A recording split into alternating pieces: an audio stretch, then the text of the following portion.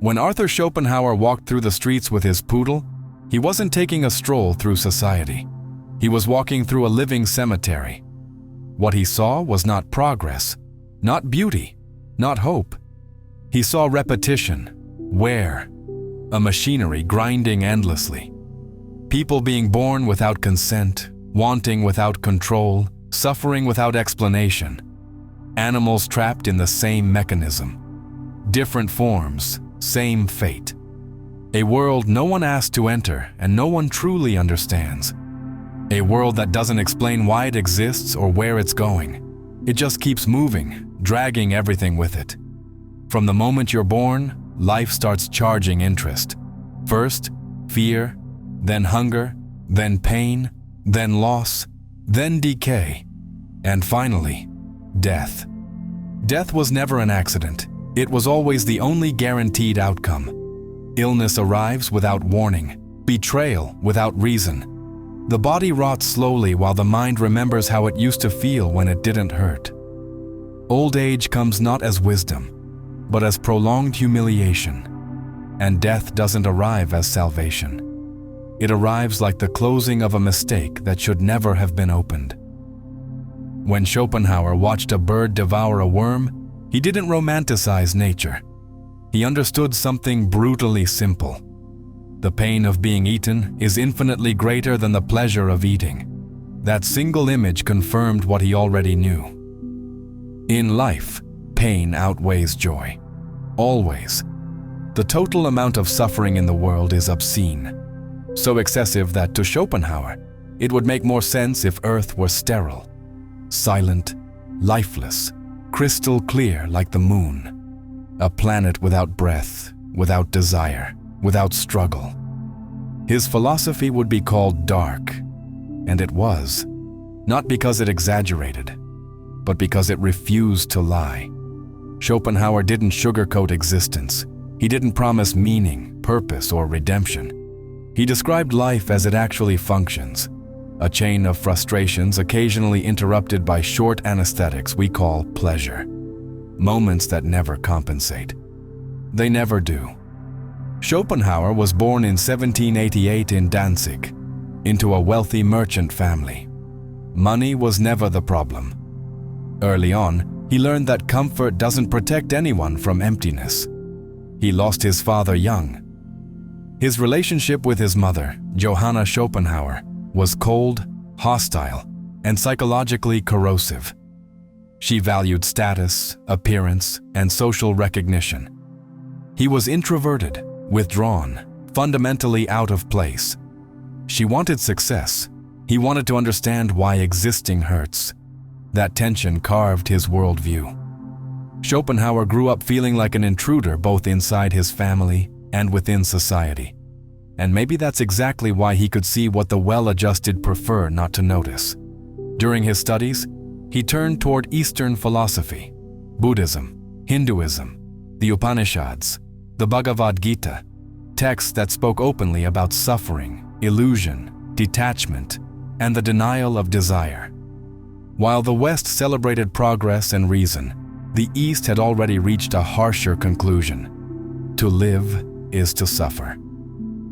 He was influenced by Plato, Spinoza, and above all, Kant. But he went further than all of them.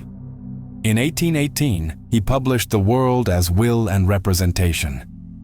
It was ignored for decades, yet it would later infect restless minds like Nietzsche, Freud, Wagner, Tolstoy, and even Einstein.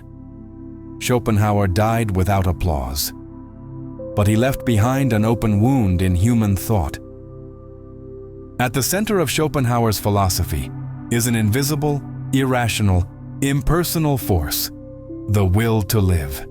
It doesn't think, it doesn't feel, it doesn't care, it just wants to continue. This will is what makes a stone persist as stone, a plant grow toward light, an animal tear another apart, and a human desire compete, reproduce, and suffer. We don't choose to desire. We don't choose to want. We don't choose to be born. We are pushed. The will moves through us like a cosmic parasite, using our bodies, emotions, and consciousness as tools for its own continuation. There is no morality in this, no purpose, only impulse. You don't desire because you thought, you think because you desire. For Schopenhauer, the great illusion of earlier philosophy was believing that reason governs will. He reversed it completely. Reason is just a sophisticated servant, inventing explanations after desire has already made the decision. We think we control our lives, but we are puppets who learned how to explain the strings. What we call reality is not reality itself. It's a construction. Everything we see, feel, and interpret passes through mental filters, categories, concepts, language, memory. We live trapped in appearances in the phenomenal world. The thing in itself remains inaccessible. Behind these appearances, the will operates silently. It shapes perception, bends expectation, and makes us see the world not as it is, but as it needs to appear, so that desire can continue. That's why life looks promising at the beginning. That's why the future always seems better than the present. That's why we keep going even when all evidence suggests we shouldn't. Life is a mess because it's built on lack. We desire because something is missing. When we get it, pleasure fades quickly.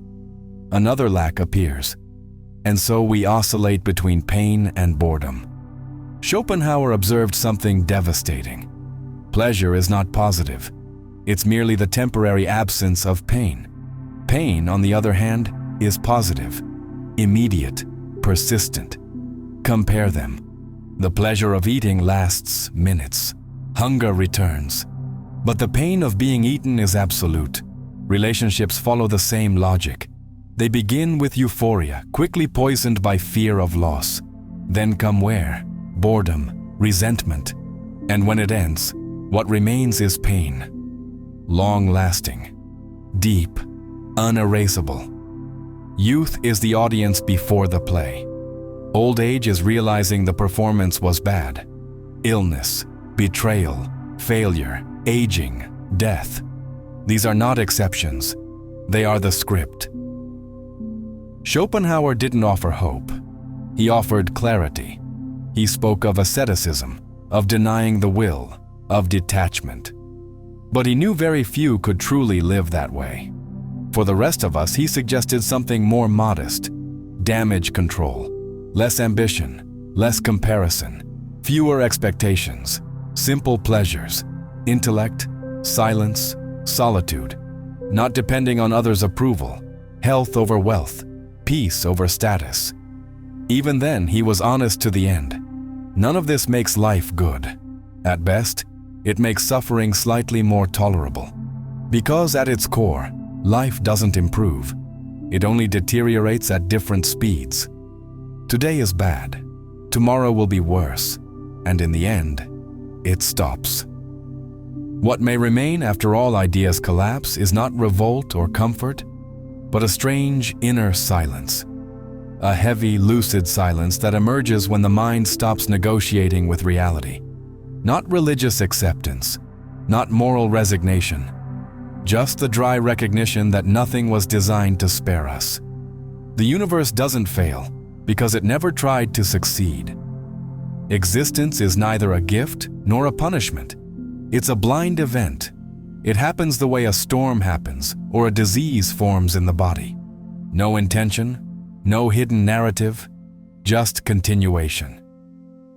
Humans spend their lives trying to turn this indifferent flow into something understandable. We invent stories, values, projects, promises. We build meanings like fragile shelters on unstable ground. Some last longer than others. None survive time. Every attempt at meaning is psychological survival, not a revelation of truth. Consciousness, often called a gift, functions more like an advanced curse. It allows us to witness our own decay, anticipate losses, imagine futures that never arrive, and replay pains that are already over. The body suffers in the present. The mind suffers in past and future simultaneously. It's excess lucidity applied to a world without answers. There is no justice in distribution. Effort guarantees nothing. Kindness doesn't prevent ruin. Intelligence doesn't shield from absurdity.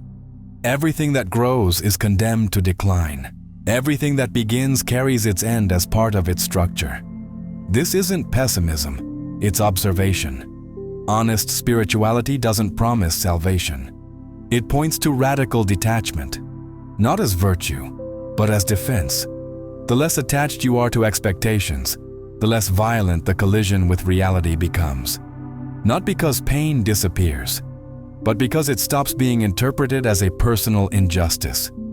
Perhaps the only freedom available is internal and limited. Fewer illusions, fewer unnecessary desires. The acceptance that no experience fulfills permanently. Not to live better, but to suffer with less confusion. Clarity doesn't bring happiness. It brings sobriety. There is no final lesson, no elegant closure. Existence doesn't culminate in understanding. It simply ends. Everything dissolves. Names, memories, conflicts, hopes, as if they never existed. And maybe that's what makes it all so raw, the realization that nothing needs to make sense to keep happening. The world goes on, indifferent, silent, and we merely pass through it. You are born without asking. You suffer without understanding. You die without answers. Life is a mess. And then you die. You're still here. That already says something. In a world that scrolls past everything, you stayed, you listened, you let these ideas sink in, and that matters more than you probably realize. This channel exists in a strange place. It doesn't promise comfort. It doesn't sell hope. It doesn't pretend life is fair or kind. It talks about what most people avoid, about the weight underneath things, about the thoughts that show up late at night when distractions stop working. And if you're here, it's because some part of you recognizes that honesty. Just watching already helps more than you think. Every view, every minute spent here, every share with someone who might need this kind of clarity keeps this space alive. That alone is real support. No guilt, no pressure. But if you feel that these videos have given you something, a sense of being understood, a moment of lucidity, a mirror you don't usually find elsewhere, there's a quiet way to give back. Becoming a channel member isn't just a badge. It's a way of saying, this kind of content should continue to exist. Members help keep the channel independent, unfiltered, and uncompromising. In return, you get closer access, deeper content, and the feeling of being part of a small group that understands what this channel is really about. Not hype, not noise, substance. And if you want an even simpler gesture, Super Thanks is there. A small signal of appreciation. A way to say, this mattered to me, without needing words. None of this is mandatory. Nothing is expected. Your presence already counts. But if you choose to support, as a member, with Super Thanks, or by sharing this video, you're not just helping a channel. You're helping keep a space alive where uncomfortable truths can still be spoken without dilution. Whatever you decide, thank you for being here. Thank you for listening. And thank you for being part of this, even in silence.